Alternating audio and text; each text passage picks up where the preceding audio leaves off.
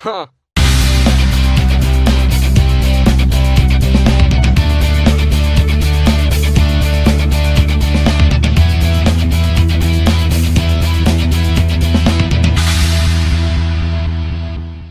Hey guys, it's Dane at Jonah Guitars, and I got a brand new build series I'm going to start uploading. It's about this guy right here, the GECKO, and all of the whole process of building will be covered. It's going to be a very complete series. So I hope you join me, and we'll see you there. And so once again, we've got the little drum sander. What do you call this thing? Oscillating spindle sander. This is just a piece of walnut veneer that I took off the block I was just talking about. And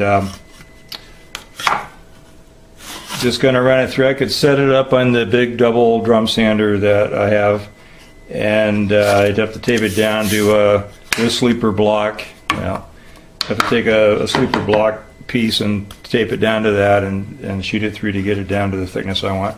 But I decided just to set this up again and do this, and this should be much easier. Here again, just turn the volume down.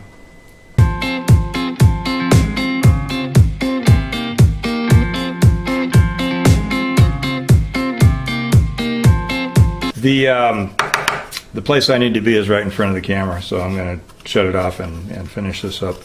I'll get it down pretty thin. I'll mic it and see where I'm at right now. I just got to get some saw teeth out of it, and by the time I get down to that, it should be right about the right thickness. Okay, see you later. Okay, so this is the veneer after I sanded it down a lot. I went quite a ways past the saw marks. I was thinking I wanted it a little thicker than this, but as I was rethinking it, it's a peghead veneer. It's not supposed to be really thick, and I'm around 65 thousandths pretty consistently all through that, and I've got a line. Don't know if you can see the line. My camera displays upside down. So anyway, that is where I'm going to roll it into this neck right here. Now I've never bent wood before, side wood, for acoustics or anything like that. Because the acoustic I built was made out of Formica. If you go back about 40 videos or more, you'll probably run into it. And I laid the peg head out the other day, the string pull and all that. I now have two-way tape on it, so it's actually the face of the peg head. You can't see that.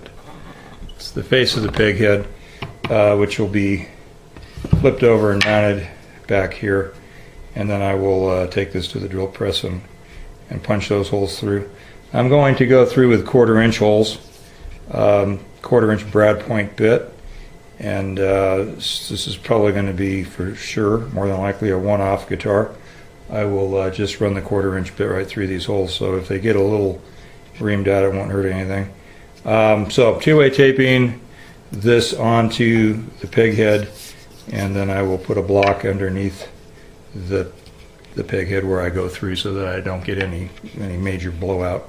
The plus side of that, of course, is that I'm going to have a veneer on it, so if I got a little blowout, it wouldn't be the end of the world. A little chip. If it was very substantial, I would figure out a way to fill it so that I didn't have a void under the veneer. It's not going to happen because I'm going to back it up with a block. So just saying. All right, so that's where I'm at. I've already burnished these pieces in. Could have done this with the masking tape super glue thing. I'm not 100% sold on it. I use it, and I use this, so it just depends on what I'm doing. I didn't feel like It's farting with that right now, so I'm using this. It is a bit fiddly. So rather than be fiddly, I just decided to use the carpet tape. And the one thing I don't like about this is it seems like it's always difficult to get the backing off. So pretty much lining up the top edge because it's the more critical. The other one, since it's on a radius, isn't huge. And then the sweep right here is my governing edge. So I got that.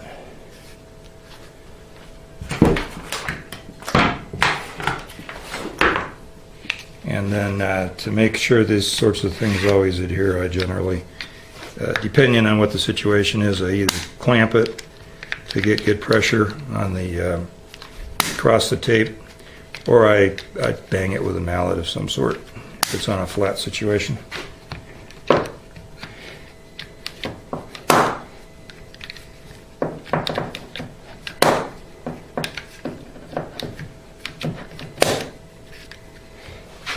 Now, the other thing to consider about is I'm still not quite, I got to sand the face of this off a little bit more because I'm going to push this radius back closer to the nut because I wasn't sure I was going to veneer this, and so this veneer is going to come up and then it just expose end grain right here. I've already rolled this over in the sanding of it because I was thinking I wasn't going to do veneer. And like I said, I just decided to go ahead with it. I think it'll be a nice look. So I drew a line right here where the nut's going to be, and I'm going to put that back in my little same sander jig I just did the veneer in, and push it in and roll this radius back to this point, so that this veneer comes up right in front of the nut. So you don't change colors from here to that 1/16 of an inch that's left to the net. You won't see a color change in the wood here. Okay, I'm gonna go do that.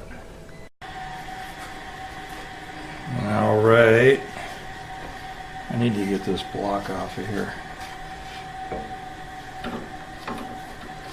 All right.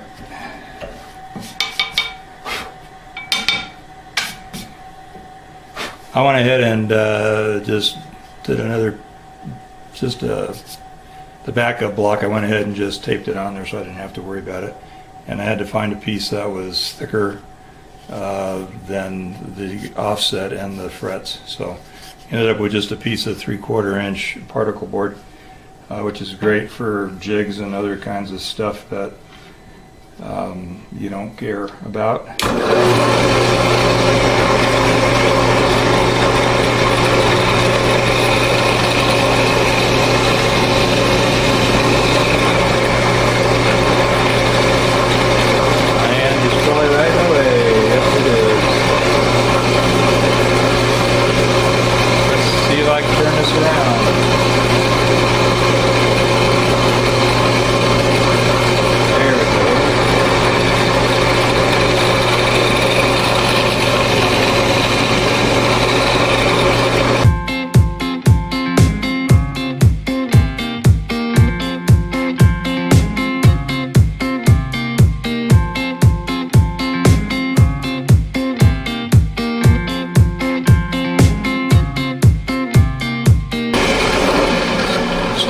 Back on there accidentally. If I accidentally didn't go far enough. I certainly could have set a stop, but I just didn't bother. All right, let's see how we did. Well, I should loosen that up a little bit. Back over here. There we go.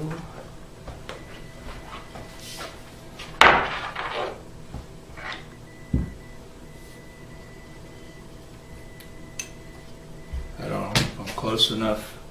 I just left the camera where it was and spun it around, so there we go. Let's pop this one off of here.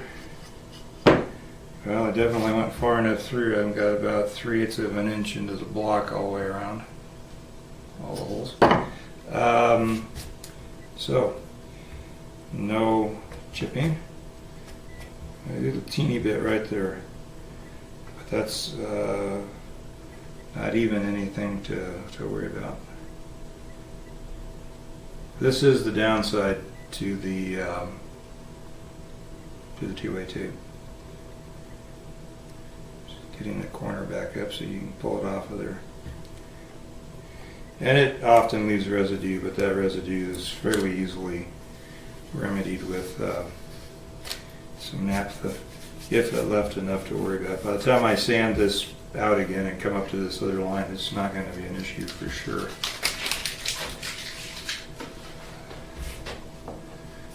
All right.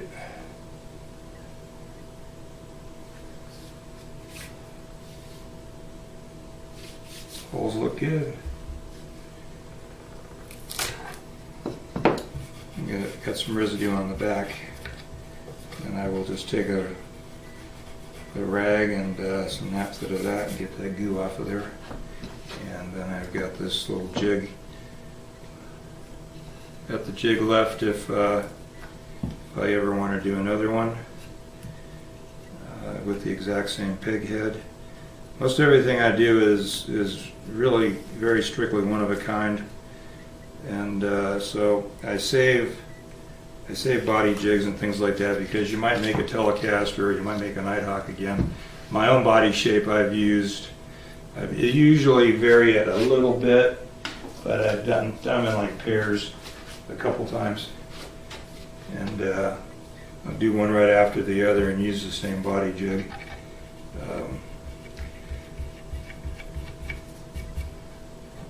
That's the only thing that's the same. Typically, it's all different woods and all different pickups, different configurations on neck woods and frets and you name it. And there's really nothing has been the same on two guitars out of this shop. All right, so there's that. You can see that. I'm going to figure out exactly, well, like I mentioned, I'm going to go ahead and sand back into this a little bit to move this radius back toward the nut so that the veneer comes right up at the front edge or just under the nut. And then I figure out how to actually bend this piece of veneer, so that's in the works. I have a heating blanket for removing bridges. It's the bridge size. I think that I could probably lay the heating blanket on here and roll it over something else that matches this radius or smaller than that radius, and I'll bend it. But I'll work on that, see what I come up with. Bring you back in then. All right. Got, I had to stop saying all right every time I turn the camera on. I got the pig head sanded down, got the radius moved up closer to the nut, degooed the back. We talked about that briefly. I'm heating up the veneer over on this end underneath the weights. And I'm up to 216. And I'm going to look at it and just see if it's got any kind of flux going on for it right now. As I mentioned earlier, it's only a bridge removal heat blanket. And so I'm only, I'm heating up 1.5 inch strip across. Now it'd probably be better if it were a little bit broader than that, but we'll see what happens. So I'm at 226 right now. And let's see if this piece of wood has any, disconnect that, see if this piece of wood has any kind of flex to it. Well, it's got buckle to it, that's for sure. Buckled it up. I don't know about flex though. And I'm just bending it over a, wow, I really did buckle it up. Oops, already cracked right here. So this isn't going to work, or at least it's not going to work the way I was hoping. I'm going to try, well, maybe I just need to heat it up more. I don't know about that one. So it felt like it cracked a little bit. The grain in this piece of veneer is really, really wicked, all over the place. So maybe that's just not a good idea.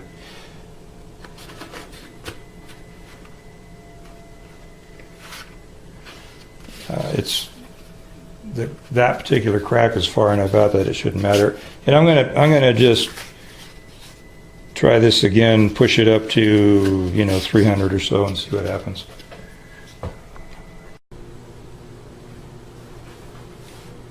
Kind of jumping back and forth here on what I'm doing. Just a quick, I won't say I guess update. The veneer that I was bending for the pig head didn't work out, and it cracked. And I tried another way. I moved it up from the crack a little bit because I had enough length to do that, and it basically cracked again. And so I'm gonna I'm gonna rip another veneer, probably make it a little thinner, and then see about cobbling up some sort of a heat pipe. I don't have a heat pipe, and like I mentioned previously, I've never bent any veneer, any guitar sides or anything before, so this could be a bit of a snag, but we'll see. So as you can see, I have the neck clamped back into the body. I do not have the two-way tape in there, and what I did was I just got a bigger clamp so that I could put a straight edge through here successfully and not have an issue with the clamp being in the way. And so now I know that without the tape, because I did have a little bit of a gap in here, without the tape everything is clamping together properly, and so also go that way. The GECKO is in and is just rough sanded into that, and the tape is still there. So what I've done and what I'm doing right now is I'm setting the outboard string through. Well, I'll drill the screw holes, or at least two of them, and then I'll set the outboard string holes. Well, I'll drill all six of them, I guess. But I'm only going to drill the outside two. Oops, sorry, get into the camera. Only going to drill the outside two string holes all the way through, and that's a good plan to do, even if you're using ferrules on the back, or especially if you're using ferrules, so that you can flip the thing over, put the bridge on the other side, and lay out your string holes and get your ferrules evenly spaced.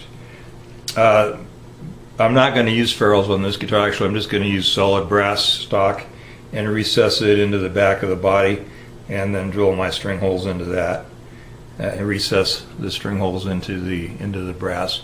That'll just be buffed up and flush with the back of the guitar. So I erased my lines. This line was actually a fuzz off getting in here, because, like I said, the neck is now, I know for sure, properly in place.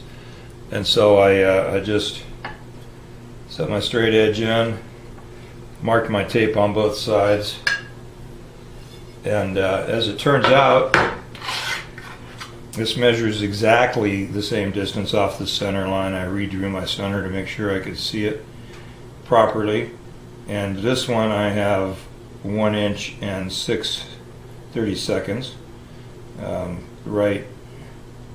Right on. Actually, I measured it a second ago, and I measured it at 6/32, but, well, it's 6/32. It's just a fuzz shy of anything. And then over here I got the same exact measurement, so we're good there. So I'm just going to center this bridge right on the center line, which is this middle screw. Well, there we go.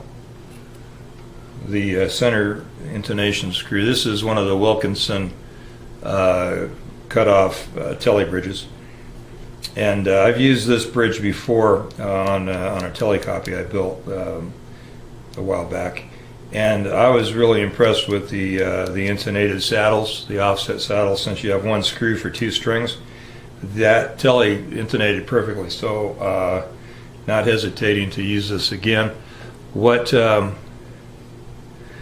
planning to do, since this is a 9-string, is go ahead and use the through body holes for the 6 strings, and this is also a back feeder. I should have the hardest time holding things in the camera. Also have the through body will be the standard 6 strings, and then the extra 3 high strings will come in through the back of the bridge right here. And it's just a matter of, and there's should be enough room here, you know, setting my strings on the saddles. Again, I'm not in the camera. I apologize. Setting the strings on the saddle, and then just taking a razor saw and just notching, or fret file, nut file, and just notching the extra strings in over the top so I can keep my spacing accurate. Searched out a lot of different options for doing this. This just seemed like the cleanest thing to do. So I am going to just center that center adjuster screw on the body center line. And I had this piece of tape on here from the other day when we were looking at this. And I'm just going to double check that.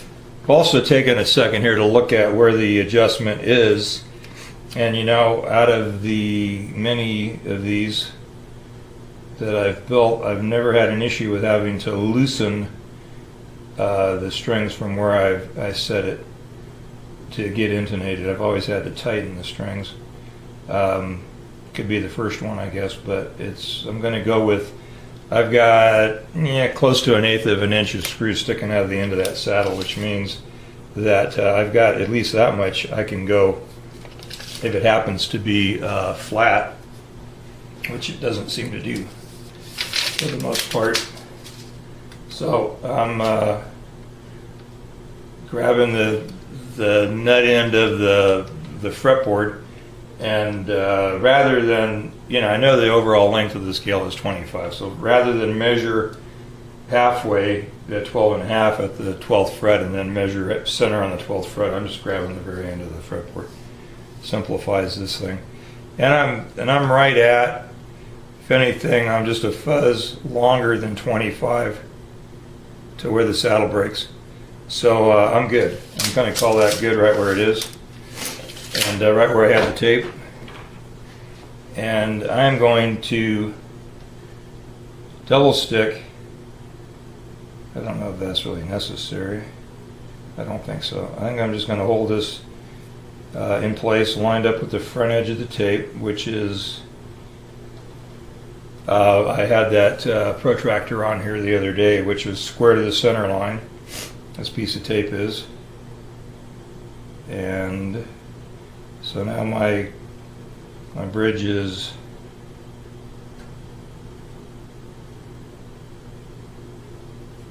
parallel to the tape on the front edge centered on the center line with the center adjustment screw, and everything looks really good. I'm just going to circle these outside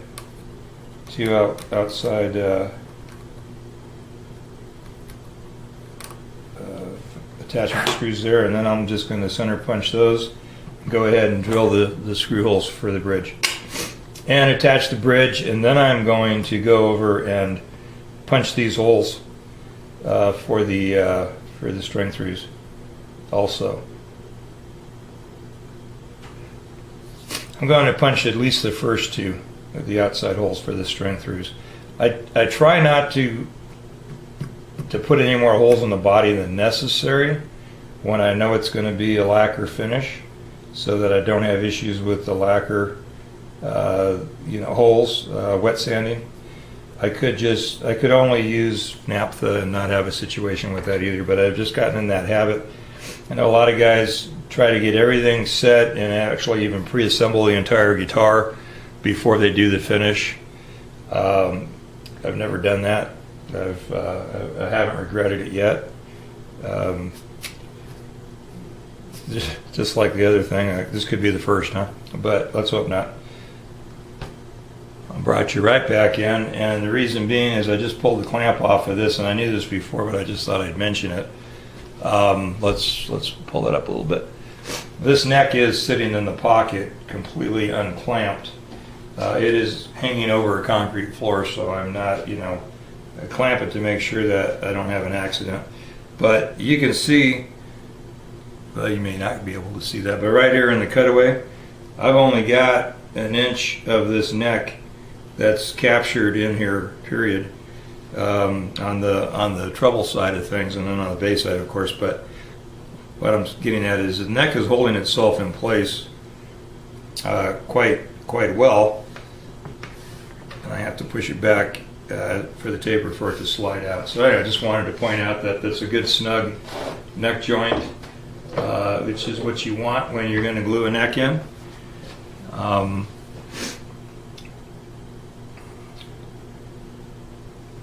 I'm just debating in my mind if I want to go into any dialogue on energy transferring and glue in, set neck versus neck through versus bolt on. I will spend just a second there just to say that if you're going to glue a neck in, it needs to be a nice tight fit.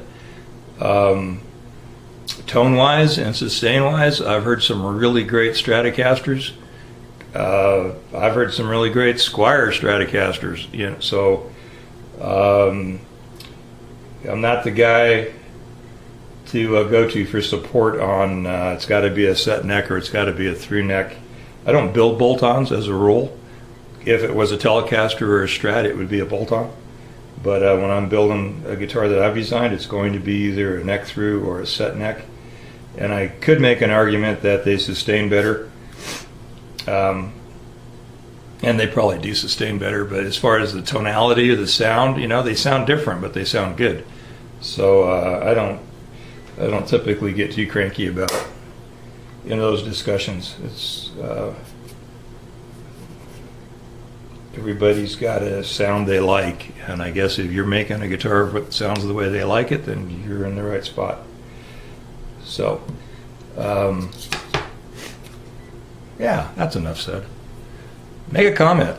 If you have an opinion, I'm glad to hear it, and we can share some thoughts. All right, so I got the bridge on, and I use temporary screws when I do that. I don't use the finished screws. I don't want to run those in and out a couple times and take a chance on messing up the heads. And then I'm just using the hole in the bridge plate as the guide.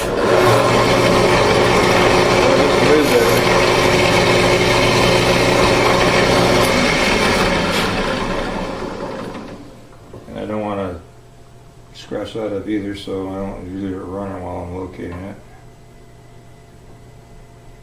I'm not hitting any of the sides.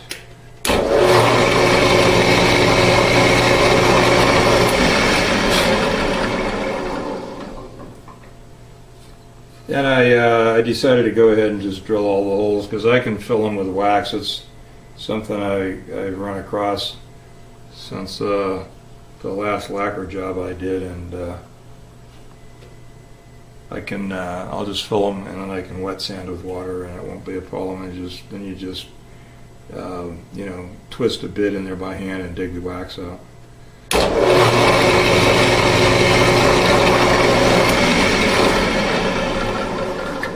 Not to mention, any place you're putting a screw, a little wax in the hole isn't going to hurt you any, because I typically put a little on the thread. So I'm going to pull this off and run these through. I'm going to relocate this.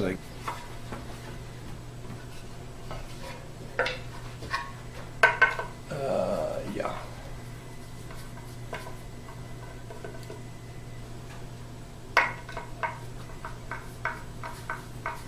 I took the saddles out, so because I couldn't see around. I screwed the bridge on okay with the saddles in, but I couldn't see the holes back here with the saddles in. And extra light just made it worse. And so I taped the saddles together, and we'll get up as close as we can with that. Taped the saddles together so that I wouldn't get them mixed up, because they are, well, they're offset. They're, intonated. I don't want to call it intonated because that's the process of doing it, but they're calibrated for the correct intonation. So I want to make sure they go back in the same places where I took them out of the bridge at. I'm going to run this through on just the outside string throughs and use that as a locator for my brass plate that I'm going to fabricate. I do have to order some bar stock. I don't have any on hand, and I've always just used the furls that you can order from Stu Mac or various places, and I just decided to do this. I've seen this, and I've seen it a long time ago, and I thought that would be a good way to do that. I have seen some videos on some, and here again I'm not going to name names, very well-known guitar makers, and it's a guitar that's probably going for in the 4,000 to 5,000 pound range, and that's a hint where the guitar maker's from. And you know what? They flipped the guitar over. I'm just making sure that I'm not going to drill my table, but you can't see that. Just running the bit down to make sure I wasn't going to drill my table, because sometimes my table gets shoved off the center. What was I talking about? Oh, the string furls on the back of that guitar. There's the first pair were touching each other, and then the rest had a good distance. And I've noticed myself it's difficult to get those furls to line up on the back of your guitar, either in a row or spaced correctly. And without CNC, it's pretty near impossible. And that was one of the reasons that I decided to just go with the bar. It's much easier to drill metal accurately than it is to drill wood accurately, because the grain will pull your bit off and just get you all screwed up. So we are going to do, like I said, just the outside ones. I'm going to go ahead and put that in the hole.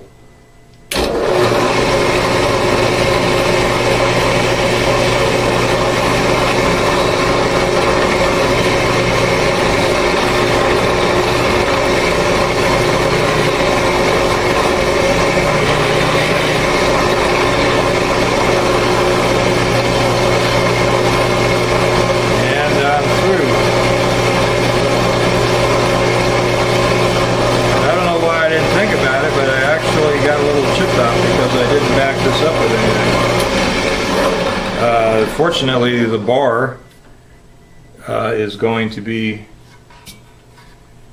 the bar will cover out where I had chip out at, but I should have been thinking better than that. I'm smarter than that.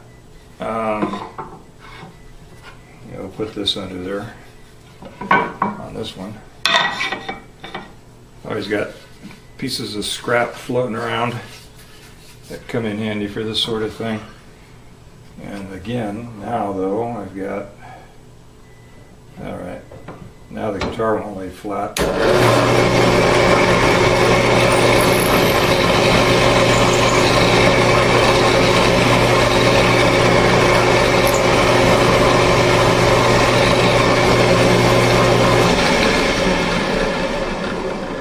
I should clarify that when I said lay flat, I didn't mean it wouldn't, I couldn't find a flat spot. What I meant was I couldn't just leave it once I put the drill bit into the hole to start it.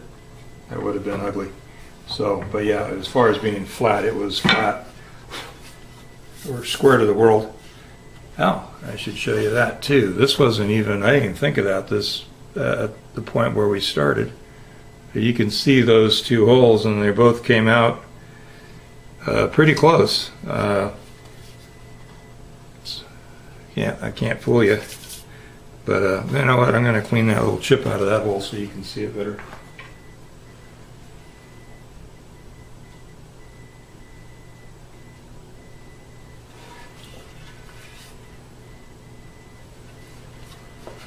All right. Maybe it'll focus if I do that. Yeah, so these string holes happen to come through right on the dark strip, and it's mostly in the dark strip and a little bit in the maple over here, and then more in the dark strip. And where am I? There we go. More in the dark strip and in the maple still though.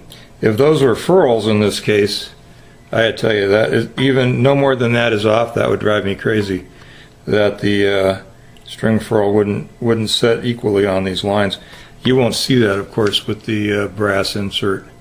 Not that this is bad by any stretch. This is pretty right on, but I didn't even plan that. Just located pretty well off the center line. So I got to order me some bar stock so I can finish that up. What else am I going to do? This is one of those things too. I'll probably bring you back in, but I'm not positive.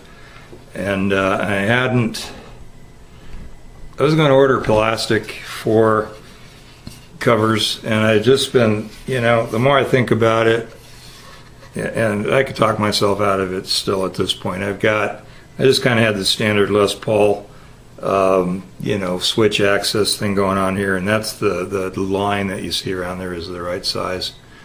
I have a template for that. Excuse me. Also was going to, you know, just order the Les Paul, you know, little round plastic for that. And this isn't a Les Paul shape cavity. This is just a cavity shape that I made up, and I have a template for the cover for this as well, and the recess route. So I made the templates up for the cavity and for the recess route. I'm probably just going to do. I'm thinking about just doing the walnut veneer again, and just do a cavity covers out of walnut veneer for this back here. I'm not 100% sure if I'm going to do that. I'm just, and that's why I've been holding off on doing the route on these, because I don't want to get them too deep. And I got a big order coming with the tuners and electronics and stuff for this guy, but I didn't order the plastic, and maybe I should have ordered the plastic. At any rate, I will decide what I'm going to do with that. I think the walnut would look fine, and it would tie this top in, you know, and it would be okay on the back. So I'll probably go that route. I'm not one of those guys that thinks that a little plastic on a guitar is just evil or anything. You know, Les Paul's been doing it since the 50s. All the Fender pickguards are plastic. You know, I don't think it's a tone issue, and I don't. It's, you know, it's an aesthetic, and I know a lot of guys build custom guitars think, well, it's got to all be wood, you know, or it's, you know, it's somehow cheaping out to go plastic. It just doesn't. It's not that critical to me, I guess is the best way to say that. Kind of figure if it's good enough for Les Paul or for the Les Paul design. Yeah, I don't like to say that either, because there's lots of things I do that I feel like are even on the Les Paul I did were improvements over what the Les Pauls are. So I don't know. Just rambling again. Anyway, there's Mr. GECKO. I'm going to probably go ahead and sand out the front of this. That's one of the reasons I wanted to get the holes drilled in here, was to make sure I had that. I'm gonna. Oh yeah, another thing I have to do before I can really get too serious is locate my controls. I've got a couple X's drawn on here, where I'm going to have volume. That's volume. I can't see tone right now. I must have sanded it off. Anyway, we'll figure something out.